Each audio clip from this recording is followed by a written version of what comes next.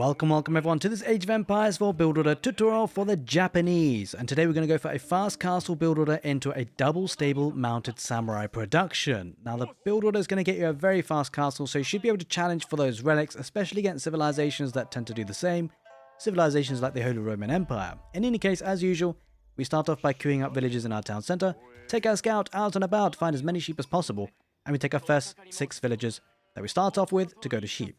The first villager from the town center will come out to build a farmhouse and then go to berries, and then the next villager will come out to build a forge and go to gold. Now with your scouting, it's very important that you're very aggressive because you're not going to need these sheep for a long time. We're going to be relying a lot on berries in this build order, and so yeah, just get as many of your enemy sheep as possible. Now as soon as that farmhouse is built, you want to cure up the technology called Tawara. That's going to boost up the gather speed of your berries and increase the efficiency of your villagers. And the first 6 villagers that you started off with, once they've taken that sheep, you want to shift queue them to go to berries so that you can get all those all-important resources early on. Now, the next 2 villagers from the town center will go to gold, and that will give you 7 villagers on food and 3 villagers on gold. Now, the aim of this build order is to get that fast castle age uptime, but not only that, we're going to have some defenses. We're going to be building an outpost on that gold vein. You can see it's pretty far forward, and we're also going to get the arrow slits upgrade. That will help protect us to get to that castle age, especially if we're under pressure. So now that we've got 7 villagers on food and 3 villagers on gold, the next 3 villagers will go to the sheep underneath the town center. It's important that they go there rather than berries, because the 3 villagers coming out to sheep now will be going to be the villagers that actually build up your landmark to get to the Feudal Age. Speaking of which, we will be going to that Feudal Age with the Cura storehouse, and that will give us a nice farming transition as we need it. And it's quite important the positioning of that, by the way. So you want to put it sort of in the southeastern border of your town center so that the farms that do spawn come close to the town center and are very safe. Now, obviously, it depends on your map generation and how your positioning is, but that's generally the idea. And I'll show you the placement, obviously, when we put it. So we're going to get the next villager from the town center to go to food. That will give us 3 in total, 10 on food, 3 on gold. And then we're aiming for that magic 400 food and 200 gold to get to that next stage. Now, the reason why I think it's going to be a pretty strong build order is because once you do get to that castle age, you will have your samurai, your mounted samurai, pretty well upgraded. You're going to have both melee upgrades in terms of attack upgrades. And, you know, you'll be able to dish out a lot of damage with those. Very heavily armored units, got the mobility as well. Now they've got 10 villagers on food, 3 villagers on gold. You're going to get the next 4 villagers to go to Straggler Tree. And that will help you get your wood income to help you build that outpost and houses as you need. You might need to drop off the villagers that are on gold just a little bit earlier so you can get that tech up, and there we have it. We're going to drag those 3 villagers away from the town center to build that Cura storehouse. Now those 3 villagers will actually go back to food on the sheep once they're finished building. And now really the next aim is to get that outpost. So rallying to wood and get 4 on wood in total. And just a reminder for the YouTube channel members and the Twitch subscribers, I do have the PDF versions available for you. So this is going to be on the most up-to-date version on Discord. Do check it out if you're interested. But I mean, obviously, guys, you've got the build order on the right side of your screen. So, you know, I mean, it's there, right? So it's pretty handy for you guys, I think. And yeah, so we're going to be keeping rallying onto wood. Now, the idea as well, when we do get to the castle age, we're going to be going up with the floating gate landmark. That's going to give us a Shinto priest, but also give us 2 Yorishiro. Now, that Shinto priest is going to be very useful for gathering the relics. Depending on the situation, you might actually want to use the Yorishiro to start off with. You start off with 2. And we're going to be placing 1 Yorishiro in the forge and 1 Yorishiro in the town center. What that'll do for us is that will give us a boost in villager production, 25% faster for the town center, and give us a passive gold income when you deposit the Yorishiro in the forge. Now, just look at the wood count. Well, as soon as we get 100 wood, we're going to take a villager off of gold to build that outpost, as you can see. And that villager, of course, will go back to gold. And now the next thing you need to do is save up for a farmhouse. So we've got 4 villagers on wood. We're going to be sending the next 2 villagers to gold, and that will give us 5 villagers on gold in total. Now, where we want to build that farmhouse is a villager with that's taking berries, because you want to build that on the far side there. As you can see, that will make the efficiency a lot better, because the farmhouse is a drop-off point for food, of course.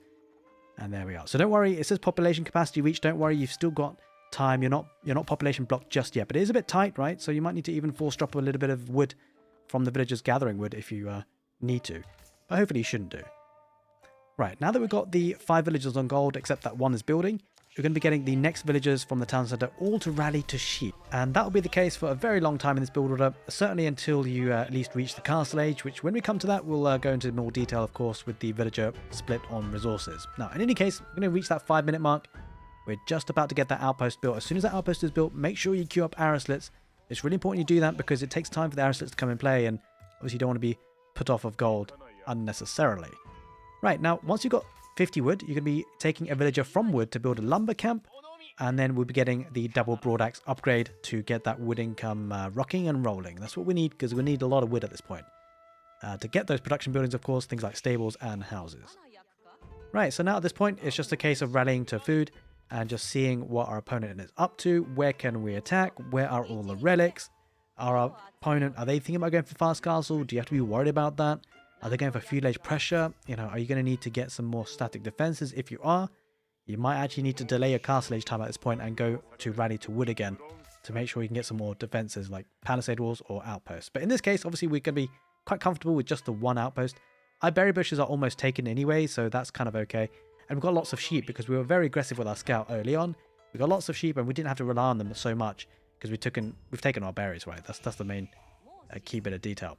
Now, as soon as you do hit 150 wood, you're going to be dropping down a stable. And then the next thing you want to be dropping down is a house and then another stable. So you really want to use all that wood that you're getting nice and quickly. Also, prepare to go to that castle age because we're going to be going up with the floating gate landmark. And we're going to be going up with 8 villagers off of food. By the time we get that stage, you know, the villagers on berries will come out to go to sheep again. So we'll be fine. There's that house being built. Now at this point, you want to bring your sheep back home with a scout. And keep your scout where your enemy is. You need to find out what they're up to. Do they have any units on the field? That's what we're checking for now. And now that stable is up and running.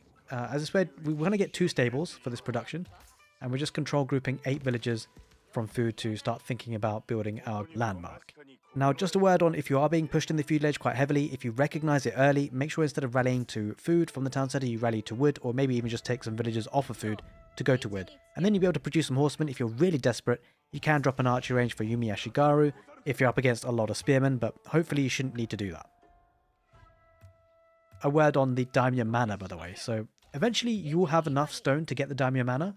That's 300 stone you need for that upgrade, and you definitely want to get it. Because by then you probably had a quite hard farming transition, and that's such a good boost of your economy. So there we are. We're going to take 8 villagers off of food to build our golden floating gate landmark, rather, and they will go back to food again. At this time also, you want to take 5 villagers off of food to go to gold, and that will give you 10 villagers on gold. You want to start building your second stable, and that will be ready to go. Also, as soon as you can afford it, you want to get the Tatara, the first melee attack upgrade, and then as soon as that's built, you want to get the second melee attack upgrade. Also at this point, just in terms of how the game is panning out, pay attention to what your opponent is doing. Are they going for ranged units? Because you might need to get iron undermesh as well. Are they going for heavy melee units with spearmen? Well, you might need the fitted leatherwork upgrade from the blacksmith. From the forge, rather, I should say. So the great thing about the Japanese, you already got the blacksmith technically from the forge, which is a really nice aspect of this civilization. So there we are. Tataro's come in, and we're going to be getting the next attack upgrade as well. Right, now also thinking about where you use your Yorishiro, we're going to be depositing 1 Yorishiro in the town center. That will be increasing the production speed of your villagers by 25%. The other Yorishiro will go into the forge. That will give you some passive gold generation. So there we have it. The village coming out from the floating gate landmark. And we might be a little bit short on food, so just be a bit careful not to over-queue your villagers and try and queue up your mounted samurai as soon as possible. Now, we're going to be aiming for the next 2 villagers to come out to food. Essentially, you want 20 on food and 10 on gold, and then you can usually get your next villagers to rally from the town center to go to wood. And then you kind of have to play it by ear. What do you want to do? Do you want to add in some archers? Do you want to, go for just another 3rd stable even, which is a bit aggressive, but it's something you could do.